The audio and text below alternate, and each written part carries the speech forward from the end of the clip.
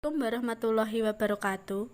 Di sini kami dari kelompok 6 dengan anggota yang pertama Anugerah Mihardita dengan nomor MPM 19862060005, yang kedua Suryati dengan nomor MPM 19862060009, yang ketiga Nilu Suryani Cahya dengan nomor MPM 19862060028, yang keempat Rangga Puji Setia Anugrah dengan nomor MPM 19862060038, yang kelima Putri Datalia Jatayu dengan nomor MPM 19862060040.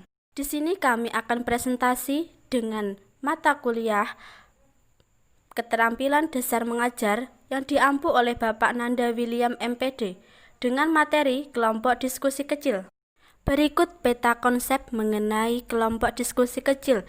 Yang pertama, pengertian dan definisi kelompok diskusi kecil. Yang kedua, tujuan dan manfaat diskusi. Yang ketiga, syarat kelompok diskusi yang efektif.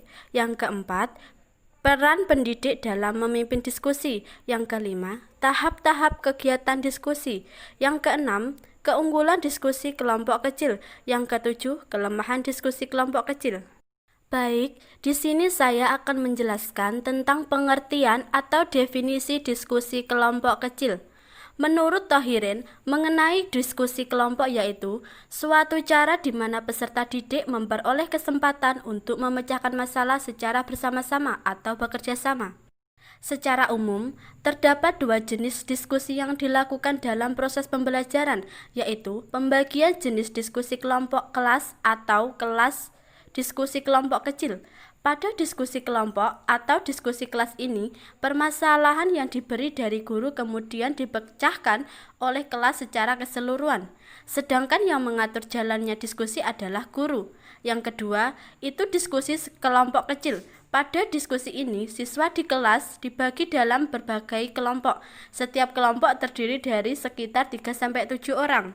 Proses pelaksanaan diskusi diawali dengan guru menyajikan sebuah materi atau permasalahan. Setelah itu, peserta didik diminta untuk memecahkan masalah tersebut, dan pada tahap akhir, laporan dari peserta didik diberikan kepada guru.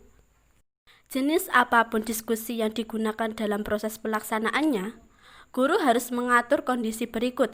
Yang pertama, setiap siswa dapat berbicara, mengeluarkan ide, gagasan, dan pendapatnya. Yang kedua, setiap siswa harus saling mendengar dan menghargai pendapat orang lain.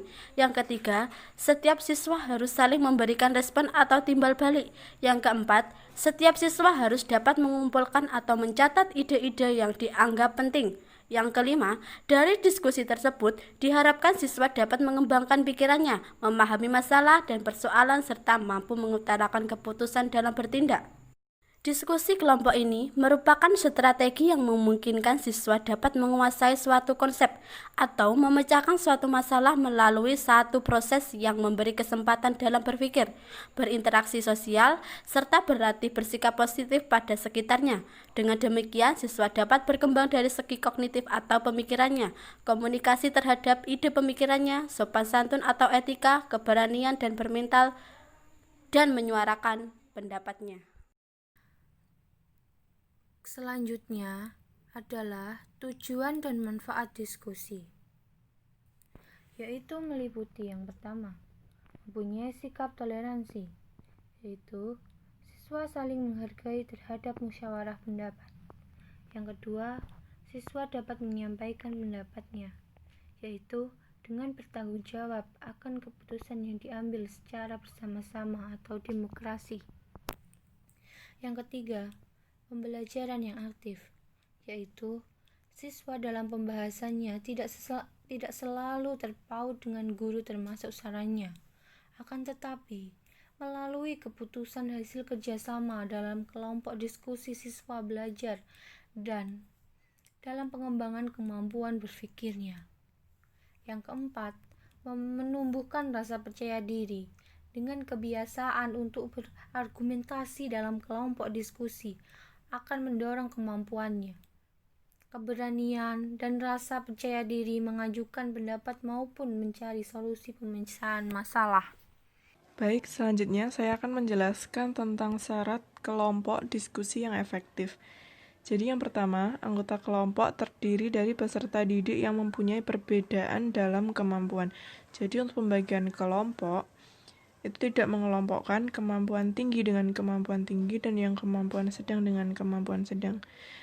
Harus dibagi secara rata. Terus untuk yang kedua, anggota harus mampu memahami. Jadi semua anggota harus memahami masalah yang akan diselesaikan bersama. Yang ketiga, masalah yang akan dibahas akan menimbulkan varian jenis jawaban. Jadi dari kemampuan dan juga pemahaman setiap anggota diskusi yang berbeda, itu nantinya akan menimbulkan varian jenis jawaban.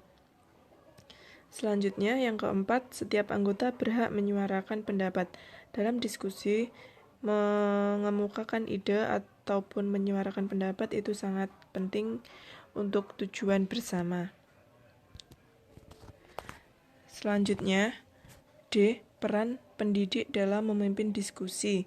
Yang pertama, koordinator belajar, yaitu pendidik mengatur sebuah organisasi ataupun diskusi sehingga peraturan dan tindakan yang akan dilaksanakan tidak saling bertentangan ataupun simpang siur. Yang selanjutnya, fasilitator. Pendidik bertugas memfasilitasi diskusi yang berlangsung sehingga mereka memperoleh pengalaman belajar yang nyata dan otentik. Dengan memfasilitasi belajar, berarti guru berusaha mengajak dan membawa seluruh peserta didik untuk berpartisipasi. Selanjutnya, perencanaan tugas bersama. Guru harus mempersiapkan apa yang akan dilakukan oleh anggota kelompok untuk mencapai tujuan guna memecahkan masalah tersebut. Selanjutnya, pemandu aktivitas. Guru membimbing dan juga mengarahkan agar diskusi dapat berjalan secara kondusif. Selanjutnya, narasumber. Itu guru mampu memberikan informasi dan menjadi sumber informasi dari masalah tersebut untuk membantu anggota diskusi. Selanjutnya, penilaian kemajuan dari kelompok. Itu merupakan pendidik mengevaluasi jalannya diskusi guna perbaikan diskusi ke depannya, dan juga pendidik mengevaluasi apakah tujuan diskusi tersebut sudah tercapai apa belum. Lalu selanjutnya ada tahap-tahap kegiatan diskusi. Di sini kegiatan diskusi ada persiapan perencanaan, merangkum hasil diskusi, peran guru sebagai pembimbing, komunikasi dan analisa, lalu kemudian membuat kesimpulan. Jadi guru menyajikan materi yang akan menjadi pembahasan kelompok. Lalu peserta didik akan mendiskusikan bagaimana analisa mengenai suatu permasalahan yang disajikan.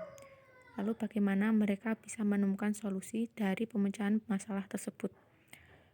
Guru pun tetap mengarahkan dan membimbing berjalannya proses tadi, tentunya dengan memberi pertanyaan maupun komentar yang dapat melatih kemampuan mental, berpikir, dan berkomunikasi mereka. Selain itu juga memperhatikan bagaimana pengerjaan di tiap-tiap kelompoknya, bagaimana cara kerja, apakah satu kelompok aktif semua, seperti itu. Lalu kemudian ada kesimpulan atau penutup dari kegiatan diskusi. Jadi dari kegiatan tersebut guru menyampaikan kesimpulan yang inti dan juga menyeluruh yang bisa dipahami peserta didik dan juga bisa menjadi evaluasi untuk pembelajaran kegiatan diskusi berikutnya. Lalu selanjutnya ada keunggulan diskusi kelompok kecil. Di sini ada dapat kelebihannya ya. Jadi dapat berbagai ide dan informasi, meningkatkan percaya diri, melatih interaksi sosial seperti bagaimana berkomunikasi, bagaimana cara mereka bekerja sama dengan kelompoknya, lalu penunjukan karakter dari masing-masing kelompok itu seperti apa, dan juga ada melatih peningkatan peserta didik. Yang dimaksud peningkatan di sini yaitu pengembangan diri yang meliputi segi kognitif, afektif, dan psikomotorik, dan juga kreativitas pada setiap individu pada kelompok tersebut. Dan juga ada berani menyampaikan pendapat, itu tidak pemalu dan juga berani. Nah, orang menyuarakan pendapat ini sebagai bentuk saran dari pandangan orang lain yang dapat membantu menemukan solusi. Nah, itu hal yang disebut dengan adanya beberapa ide dan juga informasi. Lalu ada belajarkan nilai etika. Di sini nilai etika itu adalah sopan santun. Bagaimana sikap mereka yang baik di kegiatan kelompok maupun saat musyawarah. Salah satunya seperti menghargai pendapat orang lain dengan tidak mengacuhkan atau mengabaikan pendapat yang lain.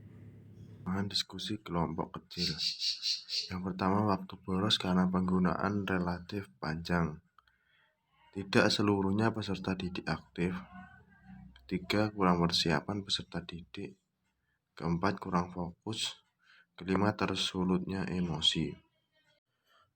Sekian presentasi dari kami. Jika ada kurang lebihnya kami mohon maaf. Wassalamualaikum warahmatullahi wabarakatuh.